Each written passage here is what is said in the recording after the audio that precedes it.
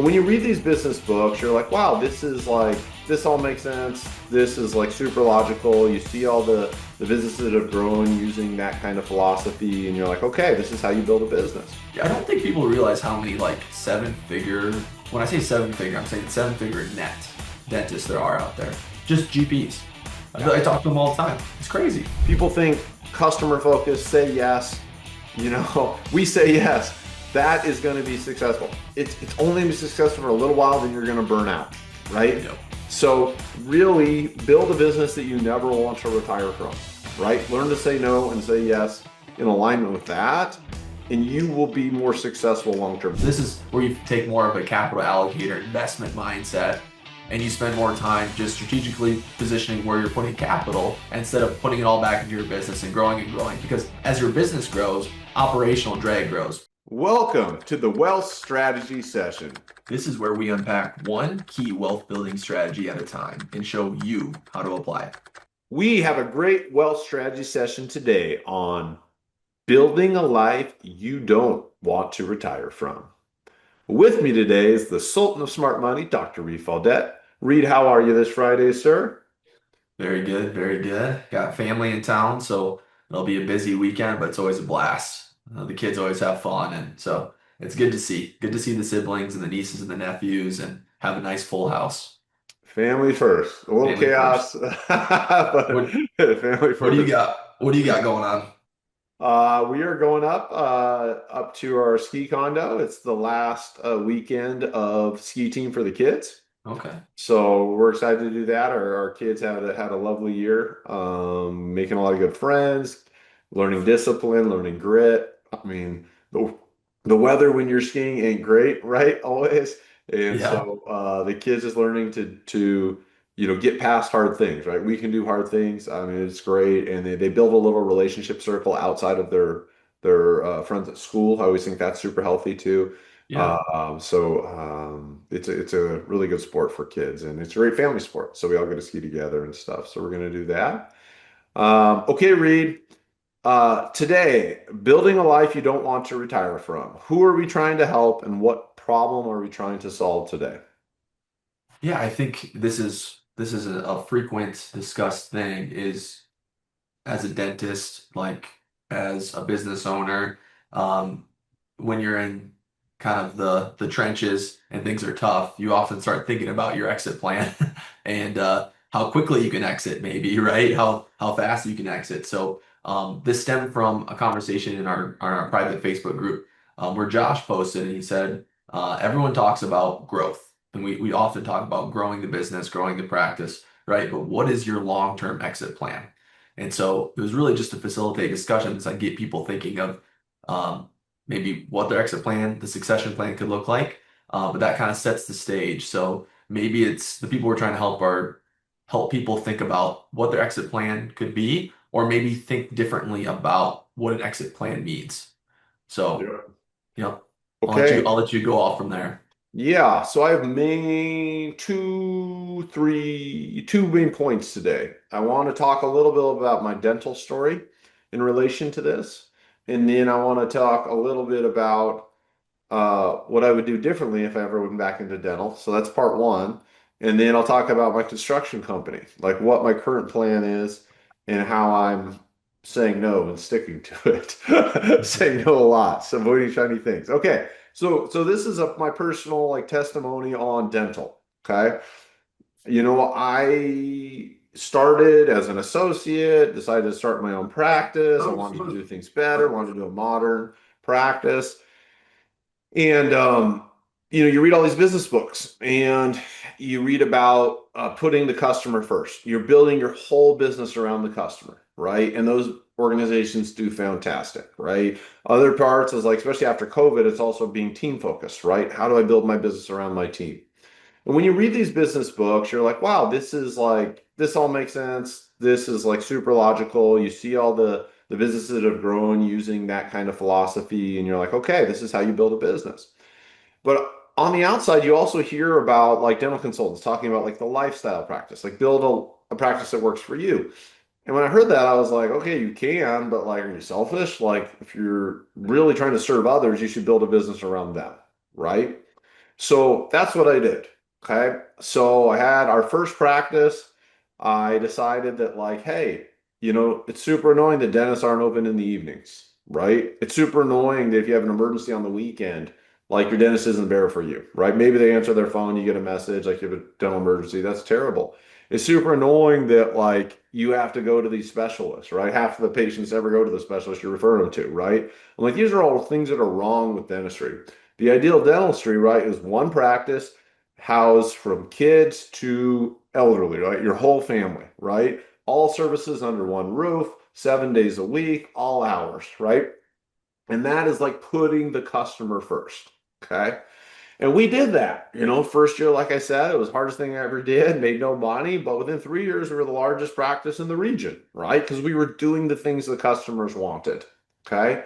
So you're like, wow, that's amazing. Then we started adding other practices. So we're the largest dental group in the Inland Northwest. It's like, wow, this sounds really successful, right? And then I thought about other dentists the whole time, and I'm like, gosh, why are they only open 4 days a week? And you hear other dentists say, you're crazy. Like, I can't believe you're doing all this. Like, good for you. But like, and you kind of hear all that and you're just like, no, we're customer focused. But here's the downside. When you're so customer focused, it wears on you, right? Because it doesn't fit your life, right? You only have one life with your kids, right? Only one, hopefully one marriage, right? Your health, right? Health is wealth. So you let all these other things go because you're so customer focused, right? And it just starts to wear on you. It starts to grind on you. And then you start fantasizing about retirement. You start fantasizing about selling your practice someday, right? So when you start fantasizing about those things, that's a clue that you're not in alignment and what you're doing is not sustainable. Okay. So I ended up growing all these practices, and then I was just like, man, like I'm working so hard. My kids are, in grade school now. I want to be there for them. I want to be a coach. I don't want to get constant. We had 160 employees. I don't want all these calls anymore, right? I don't want to be dealing with all this stuff anymore. Like I want to spend time with my family, right? I want to be healthy. I don't want to be like one of those dentists who's they're constantly struggling with their back, their neck, they retire and they die, right? Like that is not the life I want, and I'm not going to accept that life. Okay. So, this is what I learned, but this wasn't like I'm always thinking, I'm always questioning, right? And I didn't come to this conclusion when I started my practice. I had to I had to eat it, right? I had to work hard and eat it for years before I A have long this time. clarity. This is earned Yep. clarity. Any comments, Reed, before I go to like what I would do now if I ever got back into dental? Yeah, I mean, I'll try to quick just like parallel it a little bit. Like Okay. so you did your first practice was a startup, right? Yep. So I did pseudo startups. They were really old, practices that needed a lot of updating and had a pretty small patient base. So I get the grind of it all. But I was kind of the opposite in the beginning, where I was just like, no, I'm only gonna work these days. I'm not gonna be on call all weekend. And so it's just very different. And I think when you tell me it's rare that you were able to do real estate and dentistry at the same time, it was because I created the focus of a lifestyle practice first. And I know you'll get into kind of what you would build. So I think and I've been just super rigid. I mean, I don't do morning huddles like my team does morning huddles, right? I show up at 10 minutes past when the patient's there, numb and all that. So mine is just like, how does this practice fit in with my life? Because then I can see myself doing it longer and doing the real estate with it. But yeah, so just it's funny the parallels a little bit, but I did not grow a massive 100-person team, right? I just kept the team more small. We have 15, 16 team members, so definitely easier to manage and to build small leadership within it. And so the problems are fewer, a lot fewer. So go ahead though. Yeah, just was gonna parallel that. No, that all makes sense because, whenever we talk, I always get a strong sense of a lack of chaos in your life, right? We all have things. Family's coming over, got to work out, got to do this, got to do that. But you've been able to not have chaos run your life, right? You're very reliable, you're very consistent, very disciplined.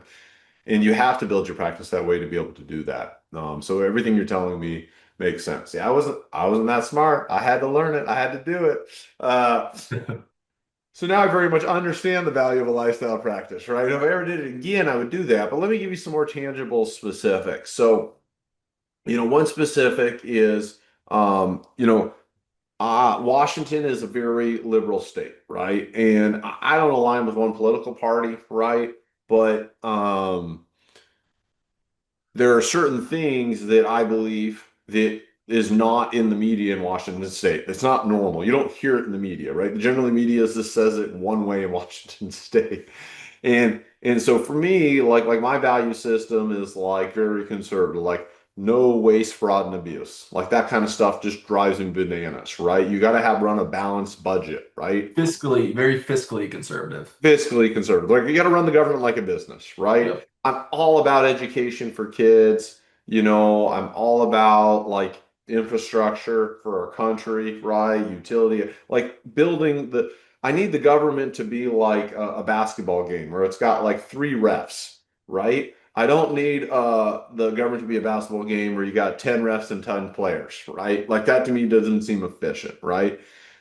It doesn't matter what my beliefs is. My point here is one model I could do, there's no fee for service practices in my area, right? So one model I could do is if the media is appealing to only half the population, okay, like more liberal point of views, whatever, I don't even care, but just like they're applying to one point of the population, and I feel differently. Well, there's 50% of the market that nobody is talking to, right? And oftentimes those are business owners, right? Those are successful professionals, the more like fiscally conservative folks, right? So one example is I would just go out and just call my practice like conservative value dental, right? Or whatever I brand it as. I'd go on podcasts, I'd go on the media, right? Like this very different point of view than what you hear in the media here. Okay. And then people who are attracted to that, right, are willing to pay fee for service, right? A certain percentage of the population, right? If we've got, 500,000 people locally, I don't need a ton, right? I just need 1,000 of them that are going to do that. One out of 500 is my target market, right? And if I'm the only one saying the opposite of what these other people are saying and half the people align with me, right? Like I'm going to build a business that works for me. So now my marketing, right, and my margins are just better because unique marketing and higher profit margins because fee for service, right? And then I just build the practice how I want, whatever procedure I wanted to do, how I wanted to set it up, my hours, my days, right? And the key here is because I'm building this practice to fit my life, I am going to be successful in the long term because I'm not going to be thinking about retirement, right? Because I've built this for me, right? I love this. This is what I love to do. This is what I want to do. So it's going to be over time. How do you win as a business, right? You're consistent. Every year you show up, right? And if you love what you do, people, the team, the community, they're going to respond to that, right? If you love what you do. So that's one model. Another one would be wisdom teeth. I love doing surgery and I love it when people are asleep, right? So I would just do a wisdom teeth clinic, 6 chairs, the CRNAs get everybody knocked out. The hygienist goes in and adds anesthetic for everybody. And I just come in, make an incision, pop, pop, pop, pop, pop out the teeth, right? That's it. Like least amount, like everyone's just like that's the kind of model I would do. Okay. Because again, it's something I enjoy and I'm doing a niche like how I want it. Okay. You, yeah, I think the key there is like you're running it through the filter, right? You know what to say yes or no to based on what you want. I don't want it bigger than this, right? Like you're Yeah. not making decisions for growth alone. Like that Yeah. isn't your guiding compass anymore. It's No. how does this fit within my life? Is And this I will be is more this successful. That's the part that I think is contrarian. People think customer focus, say yes. We say yes. That is going to be successful. It's only going to be successful for a little while, then you're going to burn out, right? Yep. So really build a business that you never want to retire from, right? Learn to say no and say yes in alignment with that, and you will be more successful long term. You will be the you know, $500 million net worth grocery store owner who's still going into the grocery store at 80, right? Because he loves what he does and the community responds to that. Yes. Yeah. The temptations are always there. So, same with my construction company, right? Like, we're like just building for ourselves. Okay. Stay small, keep it all, right? We're building for ourselves. We're doing great work. We're under budget. We're like super fast in our construction, right? We're not getting ahead of our skis. We're just really killing it in the stuff we do. Okay. I go to this Greater Spokane Incorporated, this meeting that's all like the local business leaders, right? The big hospitals, the big banks, the civil community leaders, right? It's all like the leaders in town. And I see these other construction companies, right? And they've got like 40 people on their employee list, right? And they're building all over the region. And I look at that and it gives me like heart palpitations, right? Because that was what I did with our dental group, right? And I'm like, wow, yeah, these guys are huge, right? Yeah, they're doing a ton of projects, right? But I'm like, I am not jealous of them. I actually, and I, it's going to come out wrong. I should. They probably they've made this choice, and they're I Yeah. don't know. Maybe they love it, maybe they don't. But yeah, I don't. Doesn't fit you. It It wouldn't fit doesn't what you fit want. me, right? I feel Yeah. sorry for them, right? But that doesn't mean they don't love it. But I'll be like, oh man, that sucks, right? Yeah. So yeah. Why don't you kind of comment? Yeah. Yeah. So I think there is, like you said, that contrarian point of view where, or it's a contrary way of thinking in that, like, because you're going to build it around your life, that you're going to be sacrificing customer growth, profit, essentially, right? And I don't think you're right. I don't think that's necessarily true because with consistency over time, you'll grow it. And just there's just a lot of models I'm thinking of when I've talked to other dentists and you hear like the model of their practice and how it works for them. You're like, dang, that's smart. Like, and they're making, so I don't know what you're making or the top guys in your 100 person organization were making, but I feel like it's probably not that different than that guy who runs that wisdom teeth practice, right? With six ops because his net is so much higher, because it's overhead's low. He can, I mean, team morale is high. Like they just crank. So It's usually much higher, actually. Their income is usually much higher, right? Because yeah, they found a niche and they just go after it, right? Um, yeah. I don't think people realize how many like seven figure. When I say seven figure, I'm saying seven figure net dentists there are out there. Just GPs. I feel yeah. like I talk to them all the time. It's crazy. 1 to 3 million, right? It's maybe, I don't know, 3% of guys, right? Or women. But then you hear their business, well, maybe 1 million net take home. Maybe it's more than 3%. Let's say it's like top 10%, right? It, you hear their business models and it's so unique. It's so defined, Mhm. focused, right? And they like and they're focused on it. They're passionate about it. Yeah, yeah, and I think this is so I wrote this post in our group this just registered with me, that's why I wanted to pull it up.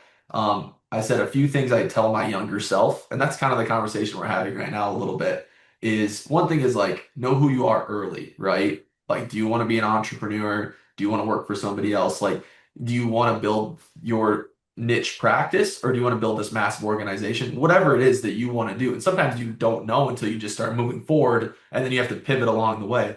That's okay. Like you just have to start somewhere. But I think if you know some things about yourself, like, man, I hate dealing with people, big teams, like then you know that model isn't for you for sure. So there's ways to kind of, self-test and figure out what path may make the most sense for you. My sense here is my parents both work for the school district. Okay, so not entrepreneurs. I did not grow up in an entrepreneurial household, business owner household. And so I think there were certain like fundamental core understanding, values, habits, right, that I just didn't get. And so Mhm. I always had to learn, do it to learn, right? I Yeah. get these ideas and then I do it and then I learn. So if you're a read and you have that clarity early on, that's a much better place to be if you have that clarity. I don't know how you got that clarity, learning to say no and really define those borders. Like where do you think that came from? I think, I mean, in the early days, I was just obsessed with utility. And so it just was just like, I just could feel like this resistance. Like if something wasn't going to serve me and like what I wanted, I'd feel like this resistance and I'd be like, no, no, I'm not doing that. Like I say no so quickly that I could just, I don't know how to explain it other than this is like my North Star. This is what I want. I always begin with the end in mind, knowing that I can always change my mind in the future, right? But I'm like, I knew I wanted to do dentistry. I knew I wanted to be my own practice owner, and I knew I wanted to get into real estate. And if you have like that vision of like build the dental machine, go into real estate. The real estate will help replace the dental machine if you want, and then I can exit dentistry, right? Then you kind of have that path laid out, and so you kind of know how to filter decisions through that. But what happened was, as I was building the practices, that machine, I realized that it wasn't that hard to manage that machine anymore, and that I could do this a lot longer than I thought. It was these initial sprints, and then I realized, well, actually, I don't need to exit from this, right? And this goes back to your main point of like build a life you don't want to retire from. And so that started being my new filters. Like, how could I just start thinking long term always? And if I'm doing something now that I could see myself doing 10, 15 years from now, then it feels right and I'm going to keep doing it. Yep. Versus like, I hate this thing. And then over time, my wife and I were just talking about this. Over time, every year should get better than the past year because your filter gets better. You say no to the right things, you say yes to the right things, and life just gets a little bit better every year. If your life isn't getting better every year, then you're not analyzing things correctly. You're not filtering things correctly. Like you have to find a new north, right? That's Yep. that's kind of how I think about 100%. I think where we get caught up, like the customer focusing business books, but also just like society, like religion, spirituality, serve others, right? You hear this and it's 100% true, right? You want to care for others and all those things, but not when it goes at what cost, it. right? How is it? Yeah. So I'm glad you had that clarity early on. I So I lost all my hair. The rest turned gray, but I'm getting smarter now. it's every year though, it's a new check-in, and you do this yourself with your kind of your Quarterly, goal planning, right? Is quarterly. it's a Yeah. check-in. Basically, like I even say this. Let's I'll just ask you maybe a marriage question too, because I feel like this goes with it. Is like if I feel like there's a problem or my wife is stressed about something or whatever, all I'm just like is why are we stressed about this? Let's quick find a solution, right? And get this problem off our plate. And that's why every year gets better because a problem emerges and we never let it emerge again, whatever that You is. become intolerant of chaos and stress, right? Just You start just don't eliminating them. tolerate anymore. Yep. Yeah. I mean, And obviously, you got to give her the 15 minutes just to vent, and then really see if she wants a solution first. You can't go that quick, right? You got to be like, yes, oh, yeah, that sucks. Yeah, but I hear you. But yes, that's true. That's true. But I think what I'm super thankful for is like, she knows that I know that the right path is just like, here, go ahead and vent, honey. Like, and tell me what you think and I'll hear you out. But she knows at the end of it, we're not complaining just for the sake of complaining. I'll never complain to you for the sake of complaining. Let's Yeah, problem solve together so life gets better. yeah, And I think when you find that partner that like you both yeah, know each other, know your intentions, like and know where you're going, and you've proven yeah, it to each other time and time again, that's like where it gets easy. It feels yeah. easy. When both are committed to like the intolerance, right? We vent, we Yeah. let it go, and then we're like, okay, we want to live this life, and we can if we let these things run it for us, right? Mhm. Or create these problems for us. Yeah, 100% agree. Yeah. Got any good marriage advice? Probably. But we'll do that another show. I mean, I'm still married happily, so there must be That's something good. working. It's probably just my wife, right? Marry you right, and then you're less likely to screw it up. But you had a list. Did you want to keep going on that list? Yeah, so this is what I said. Okay, so know who you are early.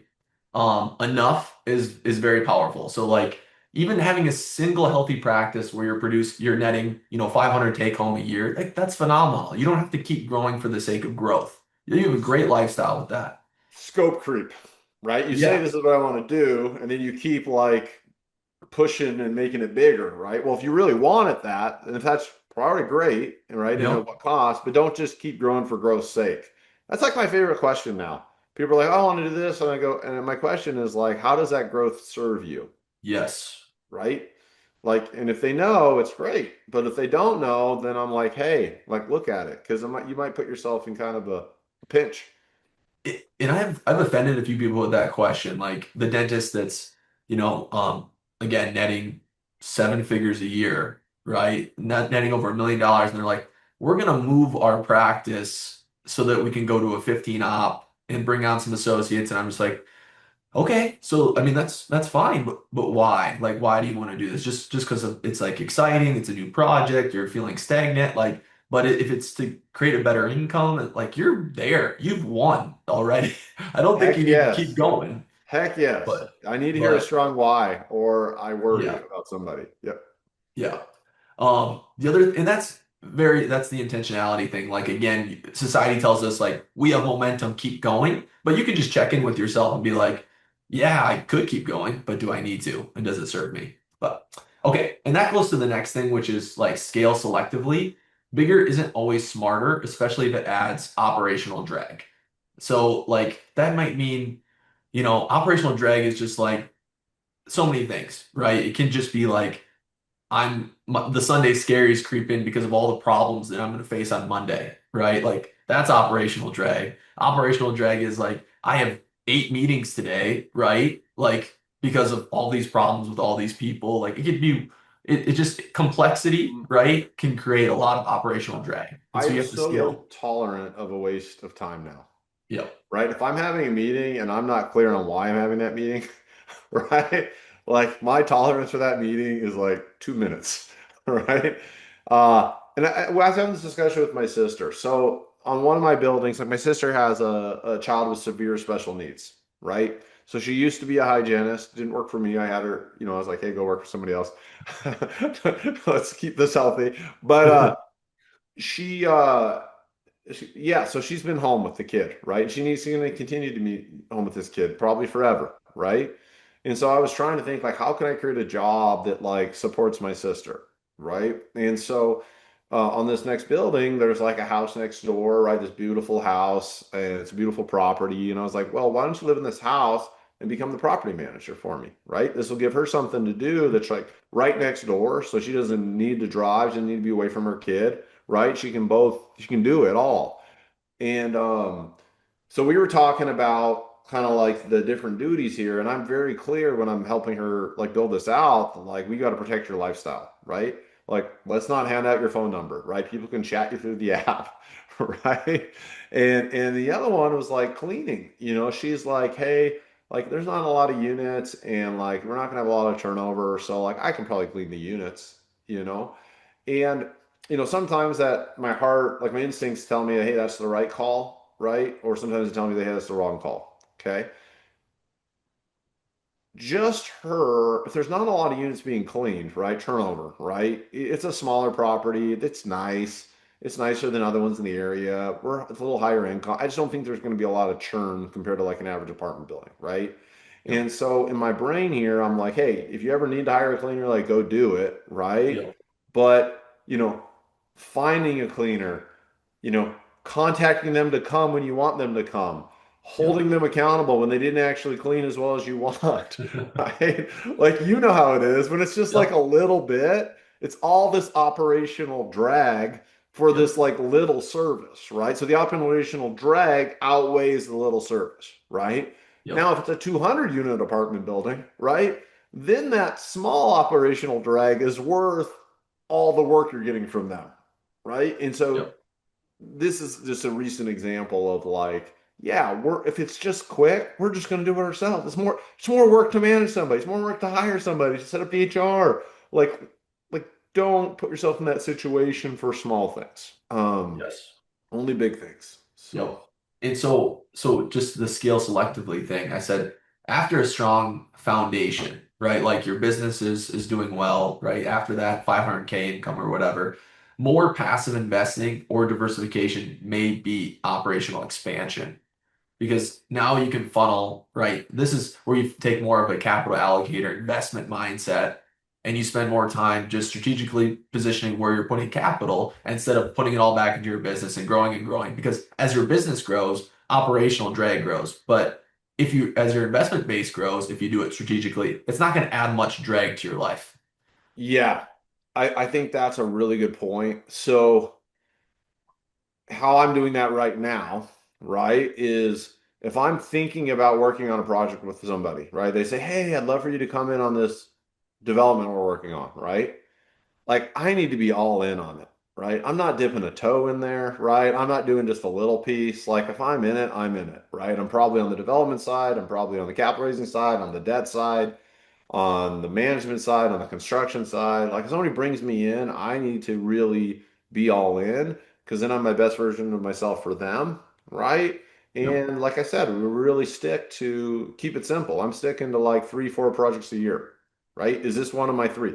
I slot them in, right? When I say yes, I'm not like slotting five over the top of each other. I'm slotting like this 4 month window. I'm focused on this project.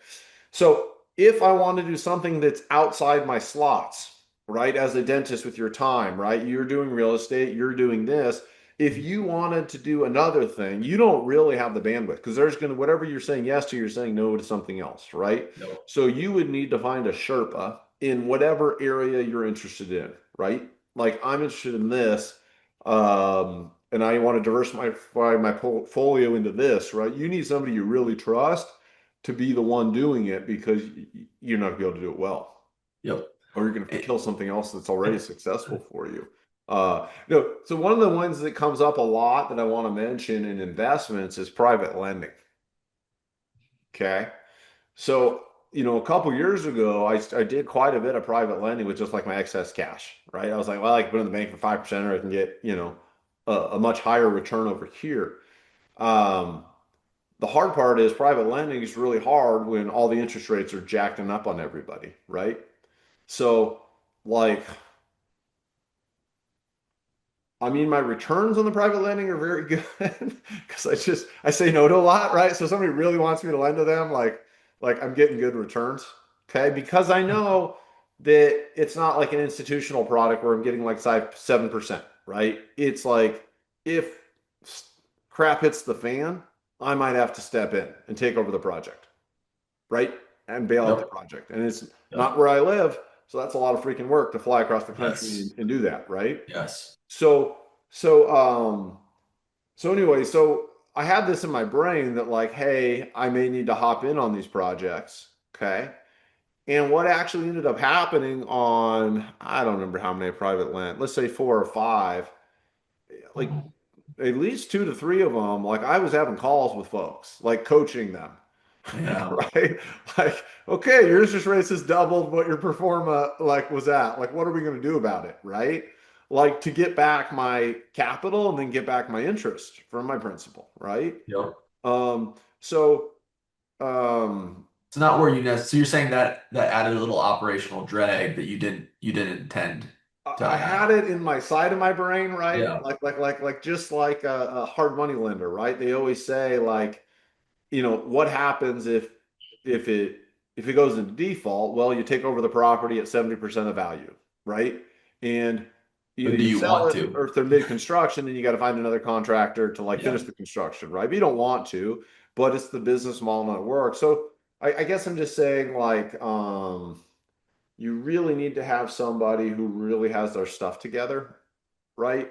Because stuff happens, and somebody who's your Sherpa needs to be if you want returns above 7%, your Sherpa and their team need to be problem solvers, right? High integrity, discipline, grit, problem solvers. For sure. Yeah, that's well said. I was on this, I was just going to summarize and say basically time and energy and capital allocation need to align with who you are and what you actually want, right? So time, energy, and capital. Because where you're allocating capital may pull your time and energy in this specific example. In the AI world, there's only two things we're actually doing as we go more AI and I. It's time, energy, and capital. That's all you're doing. You're a quarterback of those two things. Yep. Where are you allocating time, energy? Where are you allocating capital? That's it. And Yeah. we can dive into another one on that, but that is what That- it's like to live in the AI world. So, Okay, yeah, go yeah. for it.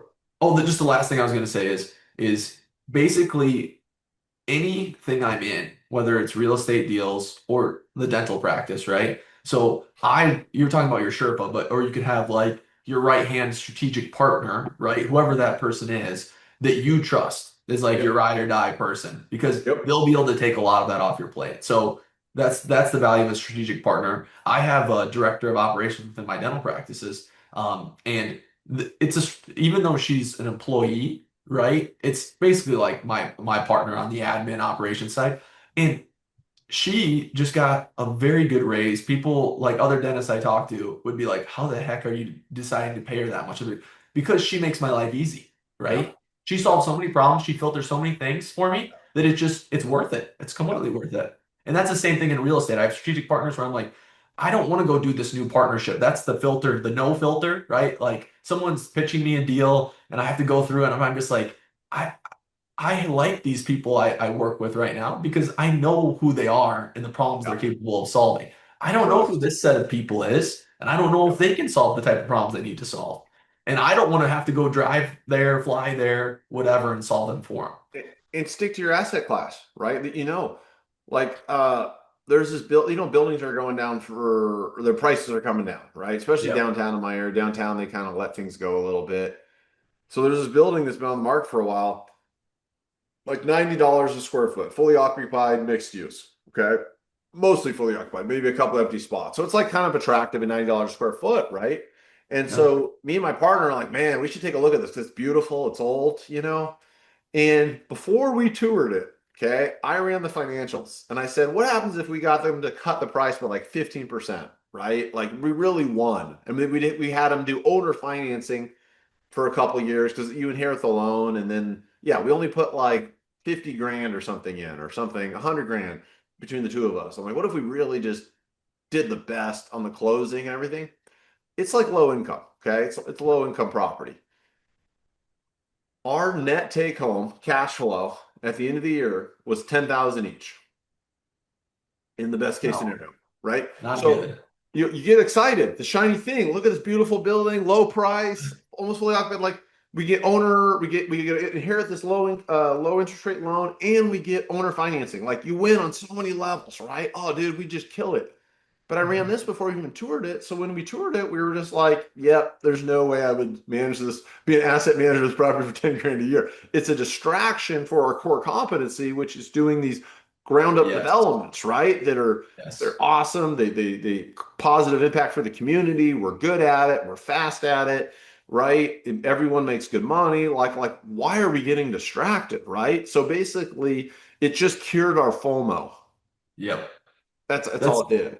that's the very important thing of like knowing what your time is worth and what your Yep. energy is worth, right? Yep.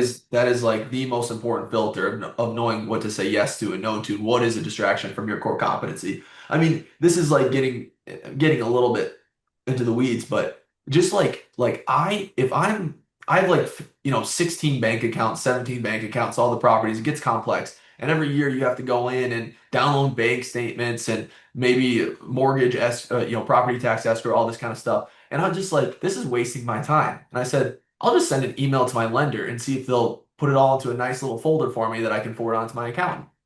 And they do, right? Yeah. Never do something that someone else can do for you that is already getting paid to do that thing. It's just stupid. So, 100%. 100%. If you're yeah, paying someone, they better be doing the stuff for you. That's what I always like. Like if I'm paying you, like do this. Like if you want to be yep, long-term partner, like this is your area, like do it. yep. Okay, last question, then we can exit here. Okay. Let's talk about like what is your exit plan, and then I'll talk about what is my exit plan. So what is your exit plan, Reed? Yeah, yeah. So basically, I mean, I should pull that up, but because I wrote this in our Facebook group as kind of a summary, but I basically said I don't really have a traditional exit or retirement plan.